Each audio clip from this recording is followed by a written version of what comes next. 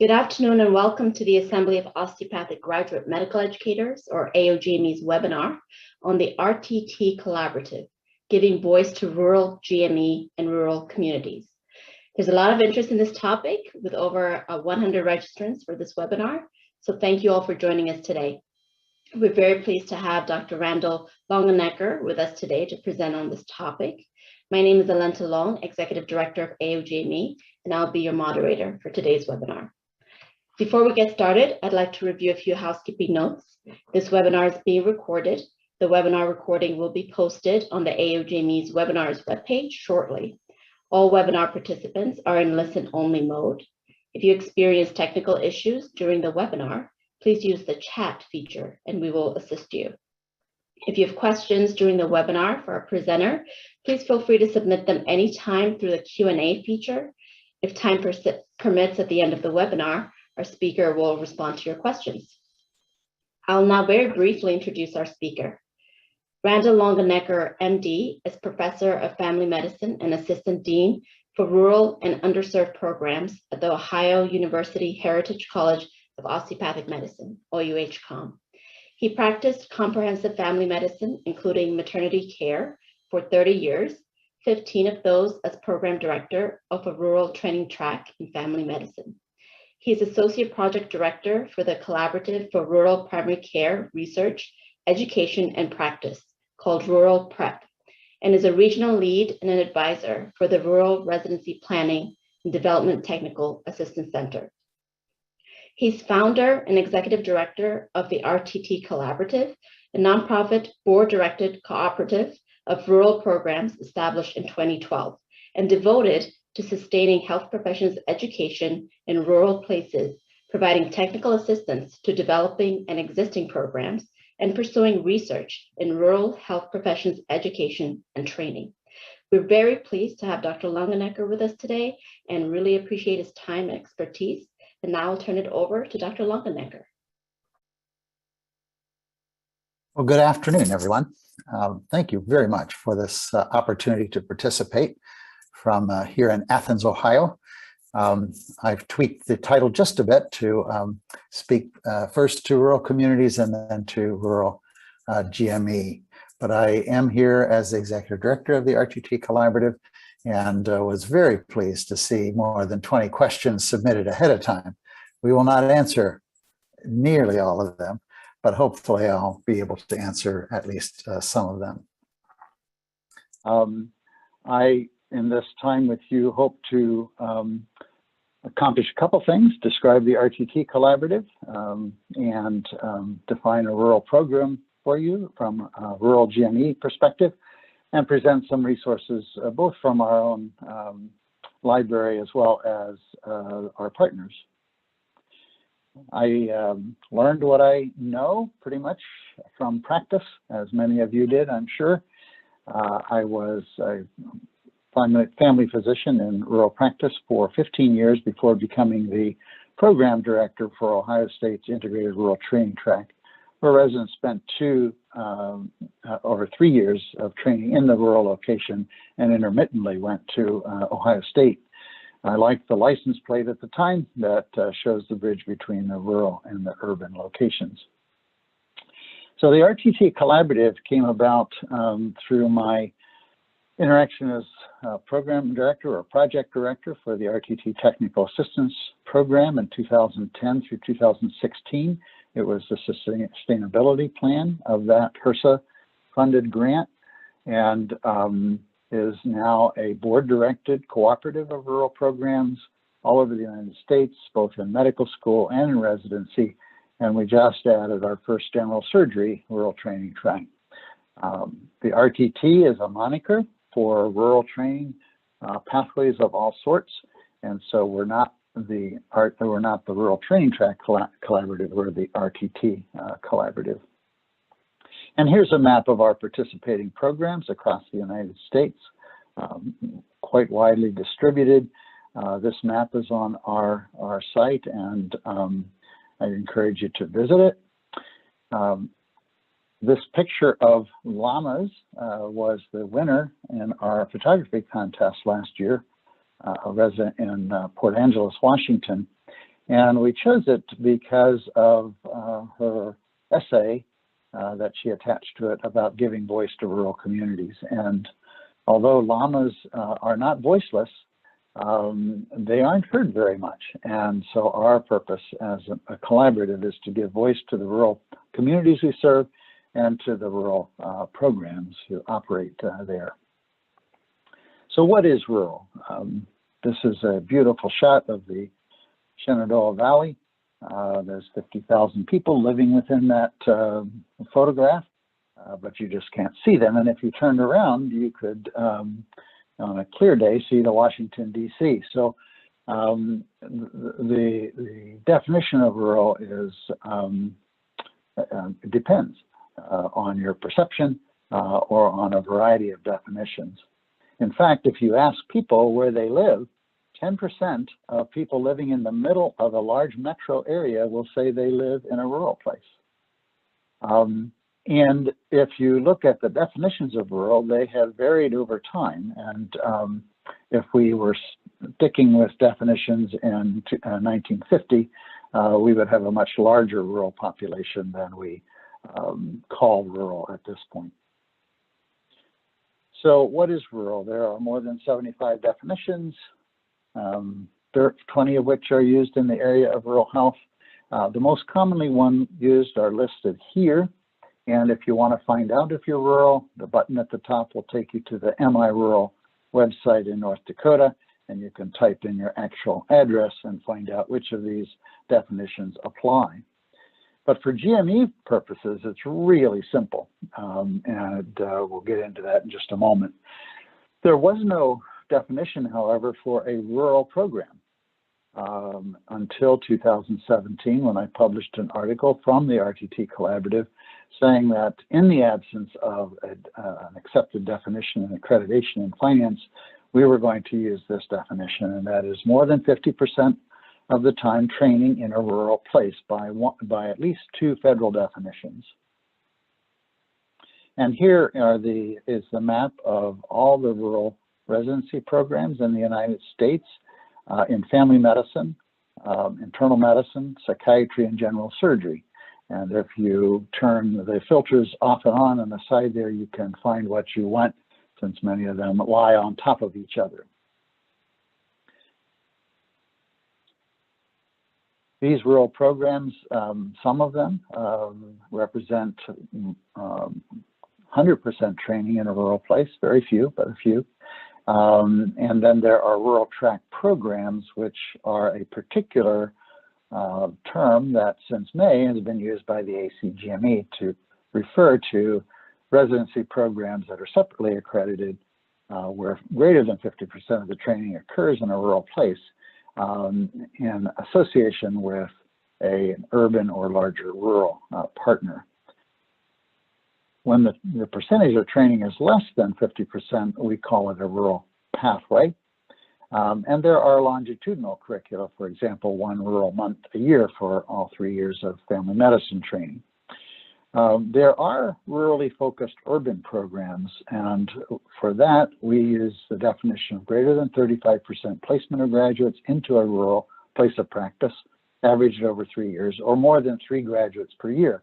And we keep a list every year of the programs that apply for this recognition, and you can see that on our site. If you visit the ACGME website, you'll find a new process that they've created for new programs as they're applying for accreditation to get an endorsement from the ACGME prior to going through the accreditation process, saying that, yes, you are a rural program. We will vouch for you that the rotation schedule you've given us is more than 50% in a rural place by federal definitions. For rural GME purposes and funding through Medicare, it's pretty simple. Either you're in a metropolitan county or a core-based statistical area, or you're not. Everything else is considered rural. There was a proposal to change the definition of metropolitan and micropolitan this past year that would have greatly increased rural places, but that was decided against after a lot of comments. And so this is still the rule in funding for rural GME.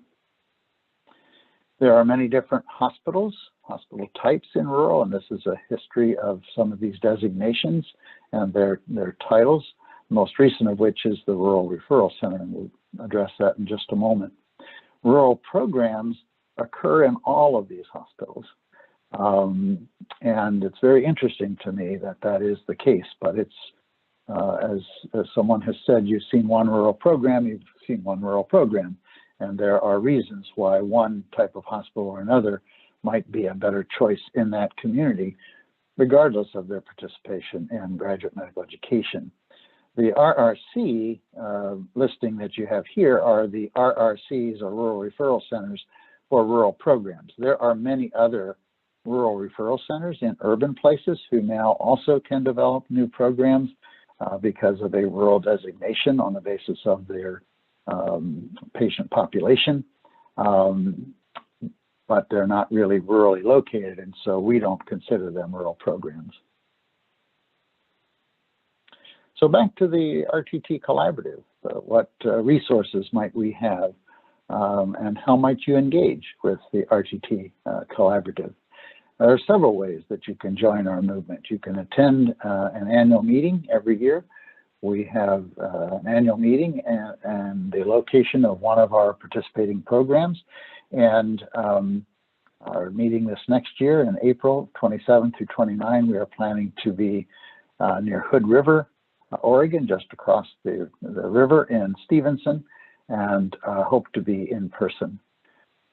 You can also join the RTT Collaborative listserv by sending us an email, and we will put you on this Google list and make sure that you receive a quarterly newsletter, or you can simply visit our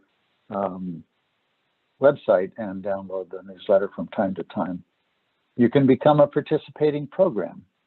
Only programs can participate. We do not allow a medical school or a health system or a hospital or anyone like that to participate. You have to be a program to participate.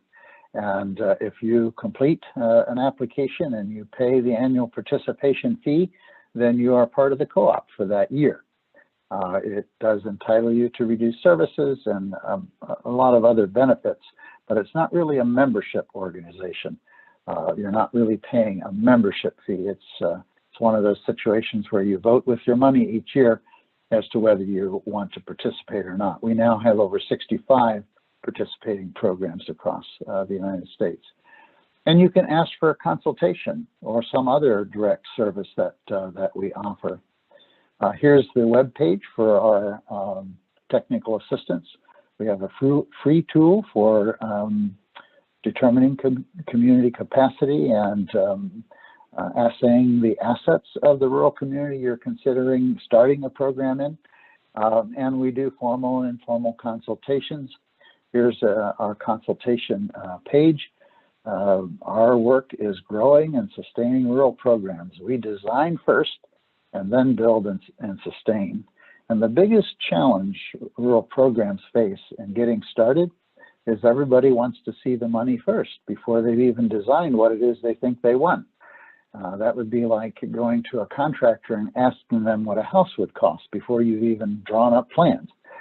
Because, as I said, when you've seen one rural program, you've seen one rural program. And so we are really interested in engaging with communities who are in the early stages of design, as well as later on to help them maybe fix a portion of the design that's not working for them to create a better and more sustainable product. We offer brief video conference consultations as well as packages, design packages, on-site visits of several days. I just came back from Virginia. The last 2 days we're helping to start a rural training track or rural track program there. We take an organic approach, just like Frank Lloyd Wright. We design the program to fit the assets and the capacity of the rural community. And because we have deep knowledge of the rules of accreditation and finance and governance, we can creatively adapt those rules to your local realities. rather than coming in and imposing some templated structure, which is more the urban way and more possible in an urban place where you have more resources. One size clearly does not fit all, even in urban places, but in rural places, it's especially difficult to use a templated approach. We also have resources for students. Excuse me. We also have a resource page for students, including the map of residencies, rural residencies, and students love that and have come to tell their friends that it's a reliable source of information on rural programs. And then one of our partners is the Rural Residency Planning and Development Technical Assistance Center at the University of North Carolina. They partner with the University of Washington and Ohio University, Heritage College of Osteopathic Medicine, to advise new programs in family medicine, psychiatry, internal medicine, and now general surgery. And there's a whole host of resources there that you can register for. The RTT Collaborative has helped to develop that library.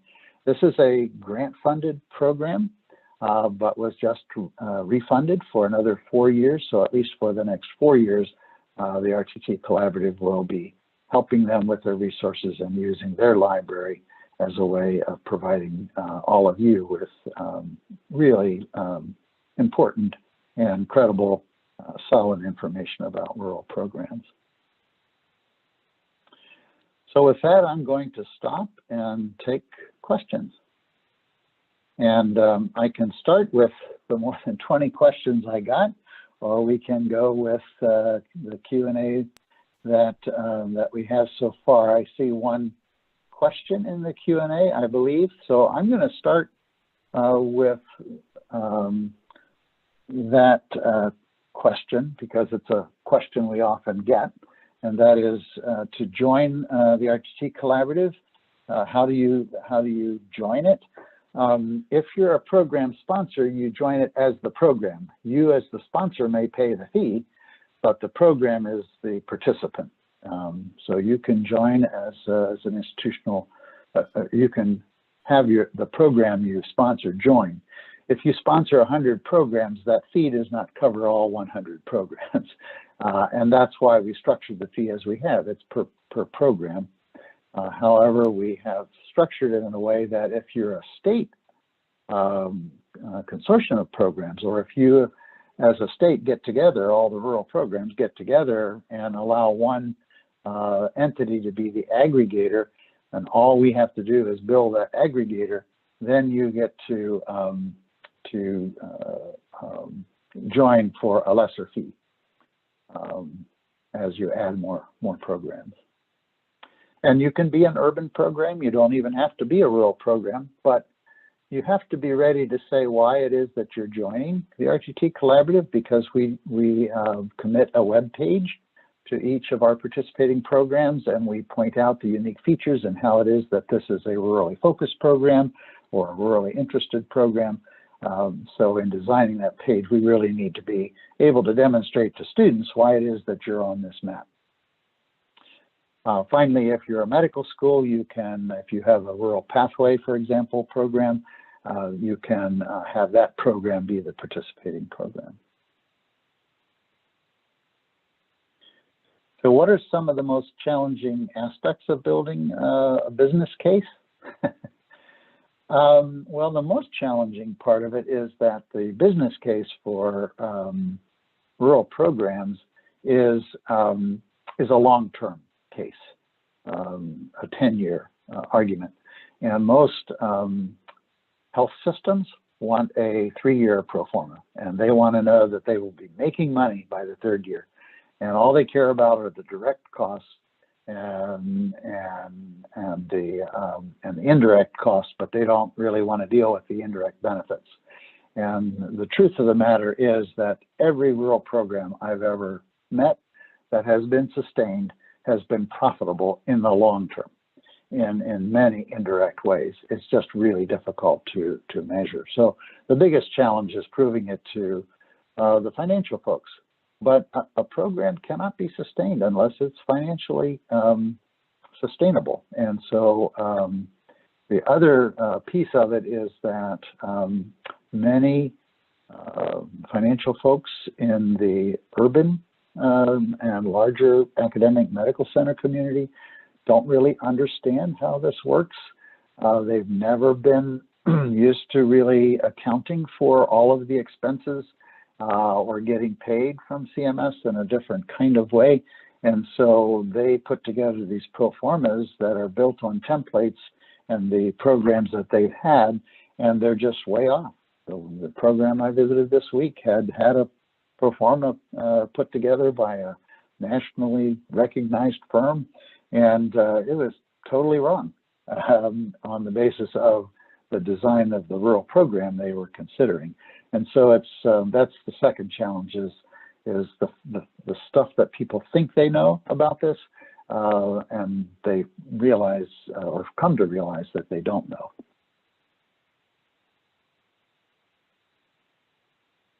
Another question that came up ahead of time was, how do we ensure the success of rural GME programs when many rural programs are closing or in danger of closing? And that's an excellent question. And it's sort of a chicken or the egg kind of question. A residency program will not financially save your rural hospital if it's in financial trouble. But I can guarantee you that a rural residency program will contribute to your financial success over the next 10 years. It just takes a while to plan a program and to implement it and then to see those fruits over time. So much better to start a program before the debt collectors have arrived. It's just too late at that point to help. But it has been shown to really help some hospitals and communities prosper. The other challenge in making the business case is that many of the financial benefits of a residency program accrue to the community, and then the community in turn helps to support the hospital. So it's that indirect, and that's really hard, of course, to prove.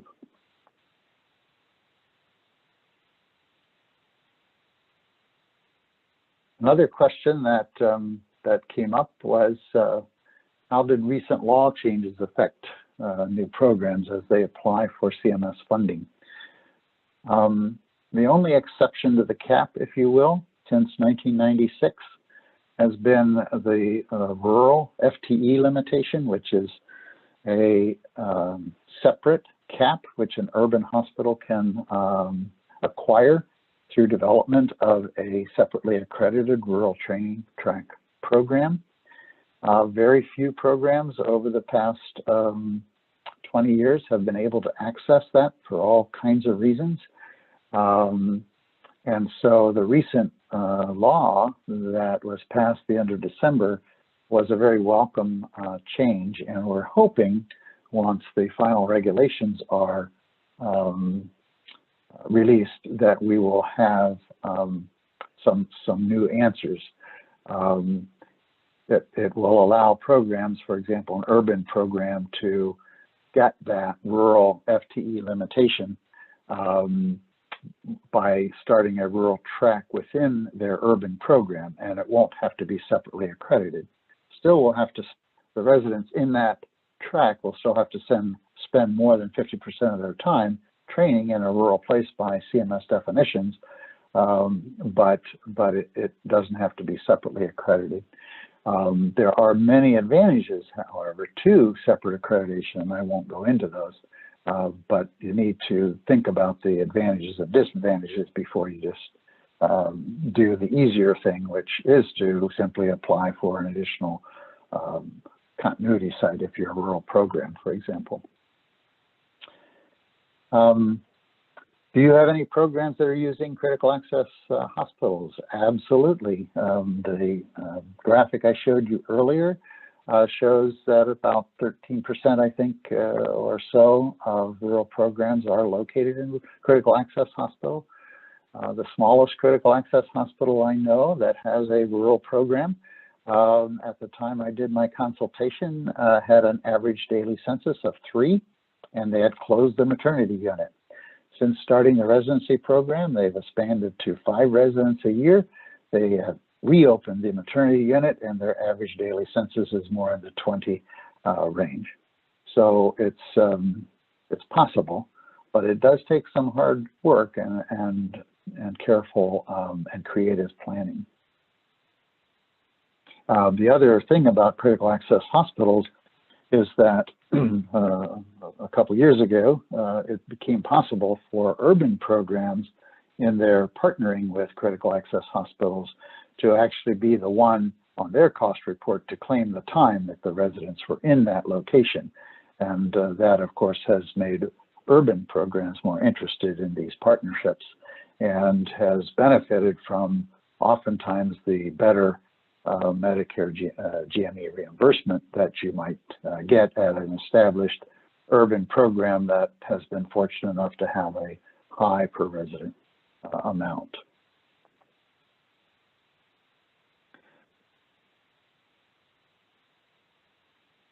Is there a way to get involved with rural GME as an osteopathic family physician? That's a great question. I love that question because I'm at an osteopathic institution, even though I'm an MD, because when I arrived here, I said, what a perfect philosophy for generalism, for whole person care, etc. And it really fits with the rural generalist approach to residency education. Rural programs are desperate for program directors, faculty, and such. So there are plenty of job opportunities out there in these new programs that are developing. So if you want referral anywhere, please just let us know. We'd be happy to refer you or start your own program in your own rural community. That's what I did. I heard about rural training tracks and said, I want to do this. And although it took Ohio State 4 years to get around to it, they finally decided it was a good idea, and with some grant help was able to start a program at that time.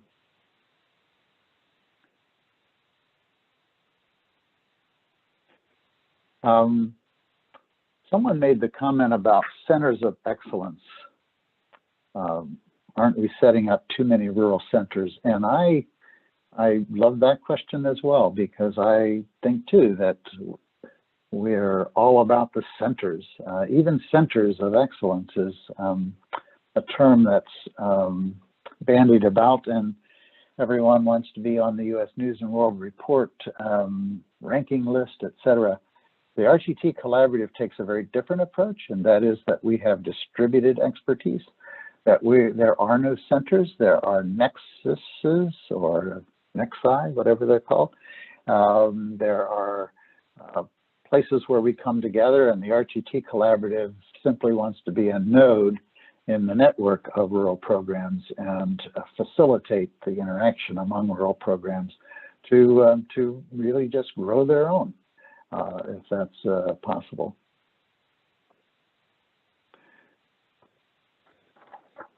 Are RTTs specific to family medicine residencies? Absolutely not. So there are now rural training tracks in psychiatry. There's one in Tyler, Texas. There are several developing rural training tracks in internal medicine that have not yet been accredited. And there is a rural training track in general surgery that's being planned and is fairly far along in West Virginia. And so, yes, this is possible. And the ACGME is committed to making it easier for programs to do that. The specialty review committees are coming on board with this idea that perhaps they need to be adaptable and flexible in allowing rural programs to develop. Psychiatry works really well. Internal medicine is a little bit more difficult because of the requirements for subspecialty rotations and such, and getting more than 50% of the training in a rural place, other than locating a whole program in a rural place, is somewhat difficult. There are large rural places, of course, that can host a rural residency, and many of the AOA programs were in rural locations and have become accredited in the GME and are doing quite well, thank you. So it is possible, and we want to do everything we can to help that happen, including supporting legislation that would actually pay for months of training in rural places for any specialty, because we strongly believe that the more time anyone spends training in a rural context, the more likely they are to go there to practice. We think it needs to be at least 6 months to a year, and 3 years is even better. You want to become a rural anesthesiologist, perhaps spending 6 months of your training in a critical access hospital would be a good thing. Does your organization connect rural sites with urban institutions? I am often aware of urban institutions that are interested in developing a rural track. The problem is it's often a rural institution that's in, or an urban institution that's in some big city, and they're like, we want to connect with a rural program somewhere. And the best rural training tracks and rural programs are those that are reasonably close to the urban place and have some established relationship. Because unless you have established and trusting relationships, it's really hard to get a rural training track going. It's a joint venture. The other problem, of course, is as a sponsor of the program, if the urban place is the sponsor, then it's a real problem, because being the sponsor of a place that's half the continent away is just really difficult and gets you into all kinds of trouble. I have had rural places who have tried to reach out to the urban entities in their region and haven't had any luck. There's just no interest. The urban place has other fish to fry, and they're just not interested. So if there are urban places or rural places that just want to ask, they're certainly free to contact us. We do not do matchmaking as such. It's just too difficult. And the best, as I said, the best rural programs are the programs that start in the rural community, that want to be in the rural community, and actually reach out to the urban place to help them get there. There are many resources to get rural programs off the ground now. There, until 3 or 4 years ago, until the Rural Residency Planning Development Grant program started from HRSA, there weren't a lot of these.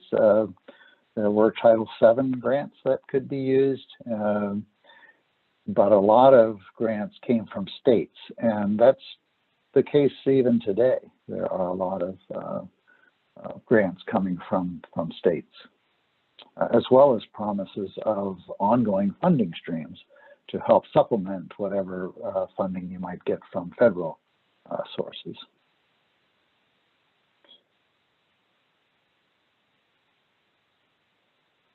Are there other questions that anyone would like to answer? I'm trying to watch my time, and I think we still have time.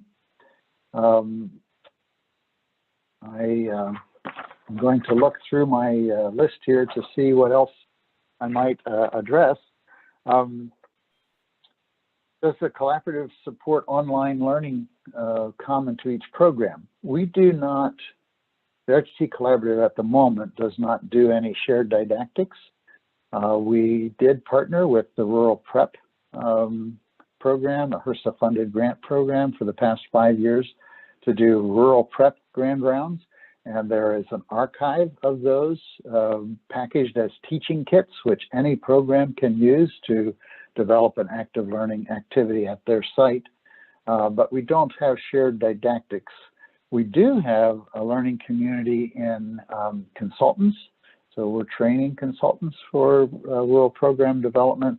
We have Rural PDU, Rural Program Director University, which is a learning collaborative that we started this year for program directors in rural places.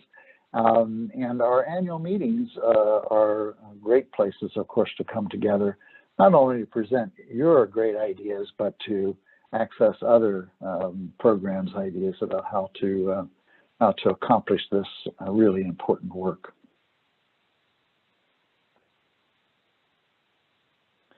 What are the specific roles within a healthcare system that are critical for partnership?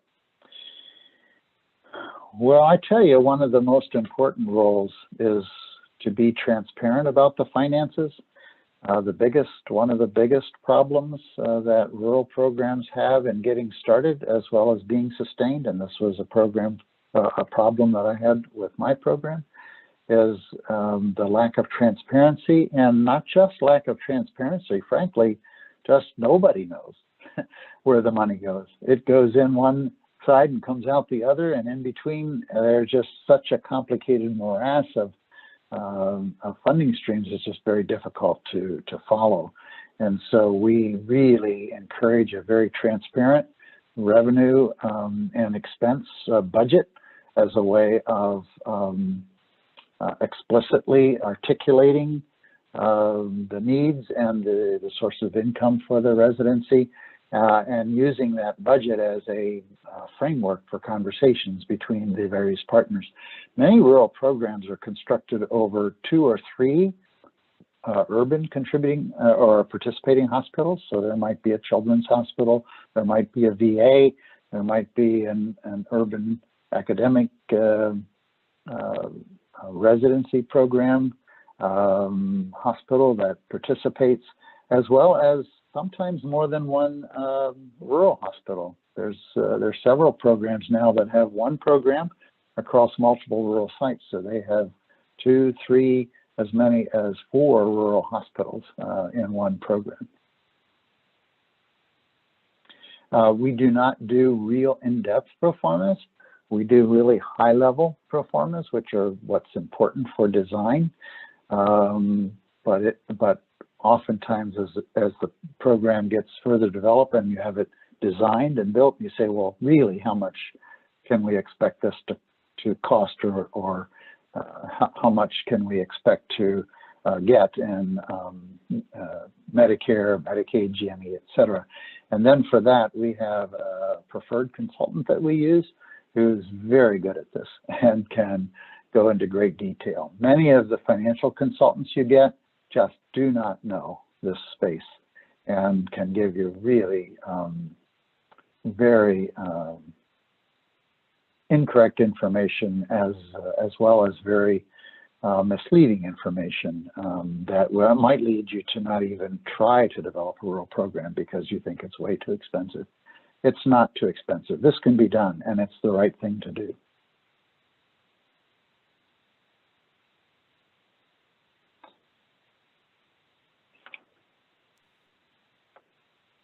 I got a lot of questions, I assume, from students looking for residency positions. The RTT Collaborative is not a residency program, and we do not assist in the recruiting except in a general kind of way. We connect students who reach out to us to our map and encourage them to make direct contact with the rural programs, but we're not a program itself, and we do not vet applications or assist people in finding a spot. That's a difficult thing, I know, for some folks to accomplish, but I have yet to meet a rural program that doesn't want a really good, capable person who's committed to rural practice join their residency. It's just a matter of sorting that out from the thousands of applications, actually, that are from folks who have failed their boards 10 times and will never get licensed as a physician. You just can't help someone in that situation, of course. And we do not, we also do not keep a list of shadowing opportunities or programs, for example, that allow medical student rotations. Keeping a list of that is proven over the last 30 years to be impossible. You never have a current list, and so again, we just really encourage students to reach out directly to these rural programs and ask. And all of them have publicly available contact emails that you can use, if not on their website, at least on the ACGME website, and through FRIDA and other resources that students have.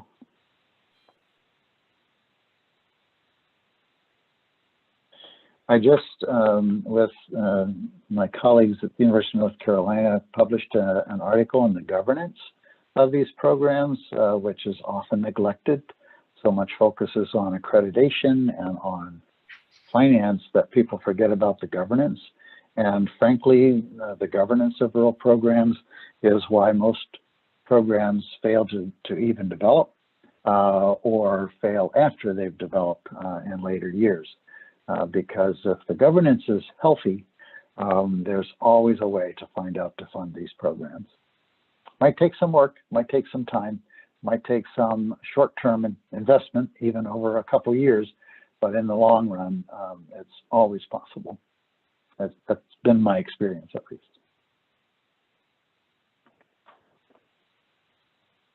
When the residency program hears that the higher-ups have decided that they're closing the program for financial reasons, my experience is that the residency at that point has very little recourse. The higher-ups have made the decision and they are not to be persuaded otherwise. I did have one occasion where an existing program, who was not a participating program, but who reached out and said, we need some help. I was able to have that program reframe their conversation, and the hospital decided to continue to fund a residency program that was getting zero Medicare GME. And they've continued for, I think it's been 8 years now since I visited that place. In fact, they ended up paying back millions of dollars that they had been paid up to that point because CMS had overlooked the fact that they weren't separately accredited. So it's, where there's a will, there's a way to do the right thing. And the reference for the article on governance, I should just advance my slides here. I have that reference as well as those that are in bed. Well, the reference, yes, Cultivating Healthy Governance is on this slide, but there are multiple links in this PDF of this presentation that you can, they're hot links that you can follow to any of these places and these articles. And likewise, any of us at the RTT Collaborative, I'm Executive Director. Kara Traxler is Associate Director. She's from Wisconsin, Rural Wisconsin Hospital Cooperative. And Don Malika is our Administrative Director. So any one of us can field your question and get it to the right place if it's something we ourselves cannot answer.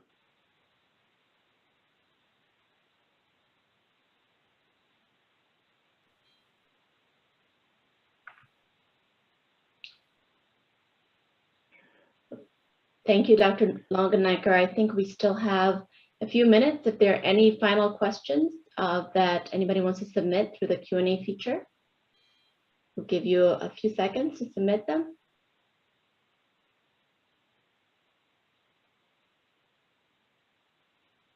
I noticed one item in the chat that I want to address. Yes. The Loma Linda University rural training track, as they called it, is like a number of rural training tracks that considered themselves rural training tracks, but were not actually located in a rural place by CMS definitions. And so, you know, they started out with a 1-2 format and have grown to a 4-4-4 program, as have a number of rural programs over the last 20 years. But some of the programs, for example, I'll pick on Hendersonville, North Carolina. It's actually a bedroom community to Asheville and is not rural by any federal definition and has not been rural by any federal definition since the 1990s.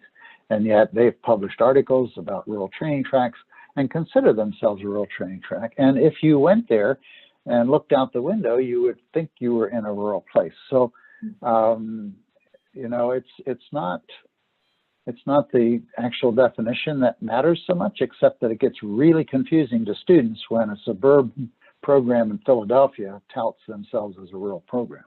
And so our effort is to say, well, by our definitions, this is what a rural program does. And when you look at the research on outcomes around rural programs, it's clear that if you are not spending time in a truly rural place, in fact, the Canadian literature says the further you train from an urban institution, the more likely you are to go into rural practice. Thank you for that. Thank you for the opportunity to share and to introduce people to the RTT Collaborative, and happy to answer additional questions or any of the 20 questions I didn't really get to in our discussion today. Well, thank you so much for your time. Thank you for sticking through the technical issues. And thank you everyone for joining us. I don't see any additional questions coming through, so we'll go ahead and close this out. The PowerPoint and the recording for this webinar will be shared on the AOGME web pages, so look out for that. If you have any questions for us, please email us at aogme@acom.org. You can visit us online at www.acom.org/aogme. Thank you again for everyone who joined us today, and Dr. Longenecker especially for going through all the questions and for your presentation. And have a great evening.